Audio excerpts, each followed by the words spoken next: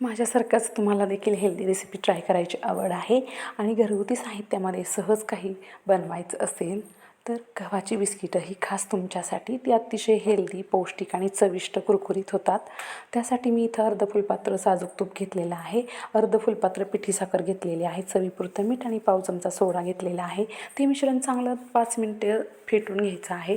4 चमचे दूध ॲड करून ते पुन्हा आपण चांगलं एकजीव करून घ्यायचं आहे.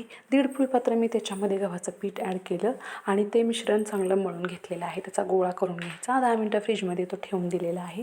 त्यानंतर हव्या त्या आकाराची जास्त जाड नाही आणि पातळ नाही अशी बिस्किटं करून घ्यायची. कढई 10 मिनटं फ्रीट करून घ्यायची आहे. त्यानंतर आपण तिवईवरती ही बिस्किटं ठेवून द्यायची आहेत. 20 मिनटं बेक झाल्यानंतर बघा आपण ती काढून घ्यायची आणि साधारण थंड झाल्यानंतर ती काढून घ्यायची. खूप खुसखुशीत आणि कुरकुरीत अशी आपली गव्हाची बिस्किटं तयार आहेत. खूप हेल्दी होतात, टेस्टी होतात आणि चवीला देखील अतिशय सुंदर लागतात. तुम्ही देखील रेसिपी नक्की ट्राय करा आणि माझ्या चॅनलला लाईक करा, सबस्क्राईब करा.